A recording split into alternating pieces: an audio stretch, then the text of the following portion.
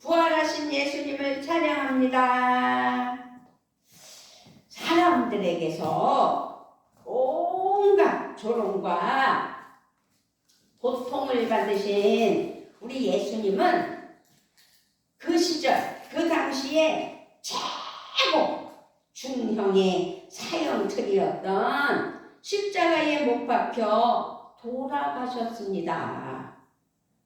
이것을 본 유대인들은 예수님을 실패한 종교 지도자나 저주받은 사람으로 낙인을 찍어버렸어요. 그러면서 그를 따르던 몇 명의 사람들에 의해서 무덤에 장사되셨다는 사실은 성경 말씀을 통해서 우리는 잘 알고 있습니다. 이로 인하여 유대인들은 예수님에 관한 모든 것이 끝이 난 것으로 생각하였다는 것이죠. 그렇게 끝이 난 것으로 생각하였습니다. 그렇지만 예수님은 3일 만에 부활하셨습니다. 부활하셨기 때문에 우리는 부활신앙으로 오늘 부활절 감사 예배를 드립니다. 아멘. 오늘은 부활을 기념하고 우리의 믿음을 점검하는 부활주일이에요. 오늘이 무슨 주일이요? 부활주일. 부활주일. 그리고 4월 5일 첫 주일이라서 성만찬 주일로 하나님께 영광 올려 드립니다. 부활신앙으로 부활을 기뻐하는 우리 모두가 되시기를 주님의 이름으로 축복합니다. 아멘. 그렇다면 우리는 이제 부활신앙으로 하나님 은혜 아래 살아가야 되는데 잘 믿어야 된다는 거죠. 예수님의 부활을 그 사실을 그대로 믿어야 된다는 사실을 기억해야 될 줄 믿습니다. 아멘. 예수님을요 십자가에 못 박은 이 유대인들은 예수님의 시체가 있는 무덤을 지키도록 군사들을 배치하는 모습을 보였습니다. 그 말씀이 마태복음 27장 62절부터 66절의 말씀에 나와 있어요. 62절부터 66절을 읽어봅니다. 대제사장이 일어나서 서서 예수께 묻되 아무 대답도 없느냐? 이 사람들이 너를 치는 증거가 어떠하냐? 하되 27장 잘못 읽었어요. 27장 어쩐지 이상하다 했어요. 27장 62절부터 66절 그 이튿날은 준비일 다음 날이라 대제사장들과 바리새인들이 함께 빌라도에게 모여 이르되 주여 저 속이던 자가 살아있을 때에 말하되 내가 사흘 후에 다시 살아나리라 한 것을 우리가 기억하노니 그러므로 명령하여 그 무덤을 사흘까지 굳게 지키게 하소서. 그의 제자들이 와서 시체를 도둑질하여 가고 백성에게 말하되 그가 죽은 자 가운데서 살아났다 하면 후에 속임이 이전보다 더 클까 하나이다 하니 빌라도가 이르되 너희에게 병이 있으니 가서 힘대로 굳게 지키라 하거늘 그들이 병비병과 함께 가서 돌을 임봉하고 무덤을 굳게 지키니라. 아멘. 이렇게 이 유대인들은 예수님의 시체가 있는 무덤을 지키도록 군사를 배치하는 모습이 마태복음 27장 62절부터 66절 말씀에서 나와 있습니다. 그러나 그 다음 살펴보면 여인들이 새벽에 예수님의 무덤을 찾아갔을 때 무덤은 이미 비어 있었습니다.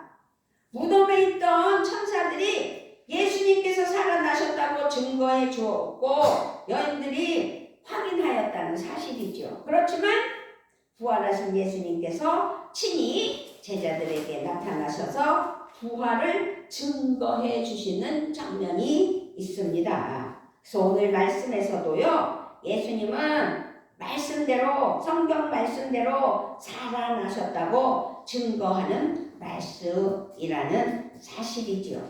그러므로 우리는 예수님의 부활을 역사적 사실로, 예수님은 인간으로 오셔서 우리 인간의 죄를 다 동원해 주시려고, 인류를 구원하시려고 십자가에 못 박혀 돌아가시고 사흘 만에 부활하신 증거로 우리가 부활신앙이 되는 은혜가 있어야 될 줄 믿습니다. 아멘. 예수님의 부활이 없다면 우리의 믿음의 중심이 빠져버리는 것이기 때문에 부활신앙이 투철해야 된다. 그래서 나의 부활, 나는 부활을 정말 믿는 믿음의 기독교인이 돼야 된다. 할렐루야. 아멘. 아멘. 예수님의 부활은 사망의 저주가 정복되었음을 확증한 사건 중에 하나입니다. 단순히 예수님의 부활로 끝나는 것이 아니라는 사실이죠. 예수님께서 친히 부활하신 것은 예수님을 믿고 따르는 제자들, 예수님을 믿고 따르는 사람들에게 부활이 있음을 확실하게 증거해 주신 큰 사건 중에 사실이라는 사실이죠. 그래서 성경 말씀에서는 예수님의 부활에 대해서 부활의 첫 열매라고 말씀하고 있습니다. 고린도전서 15장 20절 말씀에 보면, 그러나 이제 그리스도께서 죽은 자 가운데서 다시 살아나사 잠자는 자들의 첫 열매가 되셨도다. 부활의 첫 열매라는 사실을 반드시 기억해야 될 줄 믿습니다. 부활하신 예수님은 친히 자신을 어떻게 표현하셨어요? 요한복음 11장 25절에서 나는 부활이요 생명이니 나를 믿는 자는 죽어도 살 것이요 라고 선언하셨다는 사실을 또한 우리는 요한복음 11장 25절 말씀을 통해서 알고 있습니다. 그러므로 오늘도 우리에게 주신 15장 고린도전서 15장 말씀은 믿는 하나님의 사랑하는 자녀들 그리스도인들의 부활에 대해 분명하게 설명하고 있는 말씀이라는 사실을 기억해야 될 줄 믿습니다. 20절부터 22절에서 그러나 이제 그리스도께서 죽은 자 가운데서 다시 살아나사 잠자는 자들의 첫 열매가 되셨도다. 사망이 한 사람으로 말미암았으니 죽은 자의 부활도 한 사람으로 말미암는도다. 아담 안에서 모든 사람이 죽은 것 같이 그리스도 안에서 모든 사람이 삶을 얻으리라. 아멘. 또 고린도전서 15장 42절로 44절 말씀에 보면 죽은 자의 부활도 그와 같으니 썩을 것으로 심고 썩지 아니할 것으로 다시 살아나며 욕된 것으로 심고 영광스러운 것으로 다시 살아나며 약한 것으로 심고 강한 것으로 다시 살아나며 육의 몸으로 심고 신령한 몸으로 다시 살아나나니 육의 몸이 있은즉 또 영의 몸도 있느니라. 아멘. 이것이 부활로 우리에게 교훈하는 분명한 말씀이라는 사실입니다.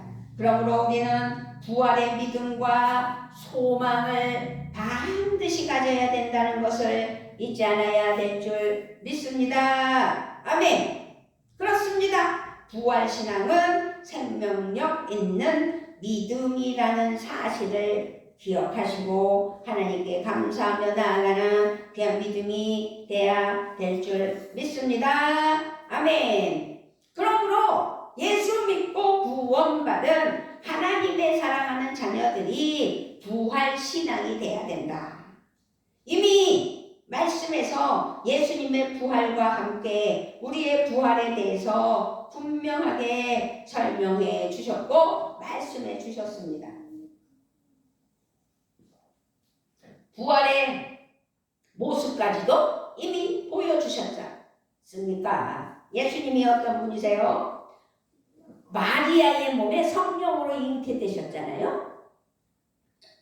그리고 마리아가 마구간에서 우리 예수님을 낳으셨잖아요. 그래서 마구간에 누이셨잖아요. 이것은 우리가 하나님께서 우리를 사랑하시는 그 은혜를 기억하게 하시는 아주 중요한 말씀이라는 거죠. 우리가 이 세상을 살아갈 때 부활신앙을 가지고 살게 하시려고 당신의 독생자 아기 예수님을 우리에게 보내주셨고 인간으로 오게 하셔서 우리와 같이 같은 몸으로 사시다가 우리의 죄를 다 짊어지시고 십자가에 못 박혀 돌아가신 예수님. 우리는 잠시 이 땅에 살다가 부활하여 영생할 하나님의 자녀들이 되게 해 주시려고 몸소 십자가에 못 박혀 죽으시면서 부활로 아버지 하나님 은혜로 인류를 구원하신 하나님을 찬양해야 됩니다. 아멘. 아멘. 그래서 우리는 이 땅에 살아가는 것이 영원한 것이 아니고 이 땅에서는 반드시 살다가 하늘나라에 가야 된다는 거 잊어서는 안 됩니다. 아멘. 이 땅의 모든 것들에 매여 살아서도 안 돼요. 집착을 해서도 안 돼요. 그래서 하나님 앞에 58절 고린도전서 15장 58절을 보면 그러므로 내 사랑하는 형제들아 견실하며 흔들리지 말고 항상 주의 일에 더욱 힘쓰는 자들이 되라. 이는 너희 수고가 주 안에서 헛되지 않은 줄 알미라 라고 말씀하여 주셨어요. 우리의 분명한 삶의 방향과 자세를 가르쳐 주셨다는 사실입니다. 믿음의 중심을 잡고 분명한 그리스도인의 삶을 살아가시길 주님의 이름으로 축복하며 부활신앙으로 하나님께 영광을 여드리는 26년 한 해가 되는 우리 모두가 되시기를 우리 주 예수 그리스도의 이름으로 부탁을 드리며 축복합니다.